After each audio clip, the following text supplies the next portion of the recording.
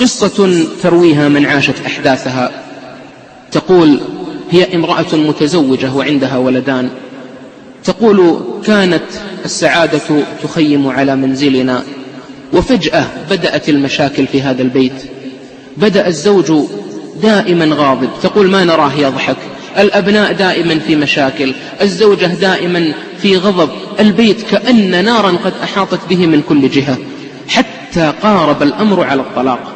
تقول فجاءتها امرأة ناصحة أسأل الله أن يجزيها خير الجزاء، فقالت أين أنت عن سورة البقرة؟ قالت سورة البقرة ما خطر الأمر على بالي. قالت اقرأي سورة البقرة. تقول فأخذت أقرأ سورة البقرة، وزوجي أوصيته أن يقرأ سورة البقرة، وأمرت أبنائي أن يقرأوا سورة البقرة، ووضعنا شريطا في المسجل فيه سورة البقرة. أصبح البيت كله يردد سورة البقرة. يوم تلو يوم تلو يوم بدأت المشاكل تخف وتنتهي من البيت، إلى أن انتهى الأمر، إلى أن عاد الأمر كما هو عليه.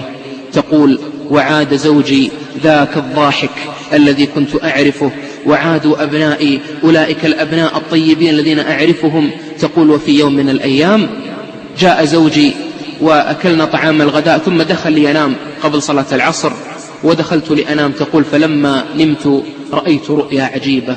ما هي هذه الرؤيا؟ تقول رأيت كأن امرأة هي أسوأ وأقذر وأبشع امرأة رأيتها في حياتي. تقول ما رأيت أقذر ولا أبشع من هذه الصورة، ومعها أطفال على شاكلتها. هذه المرأة تقول رأيتها داخل بيتي تريد أن تخرج من بيتي، فقلت من أنت؟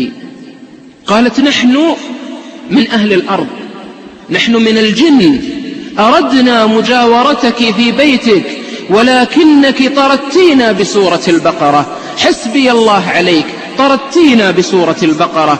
تقول وأخذت تردد هذا الكلام، فلما استيقظت الأم وإذا الأبناء يذاكرون والزوج نائم والسكينة ترفرف على البيت وكأن الملائكة تحف بهم. لا إله إلا الله. ماذا يقول ربنا؟ إنه ليس له سلطان على الذين آمنوا وعلى ربهم يتوكلون.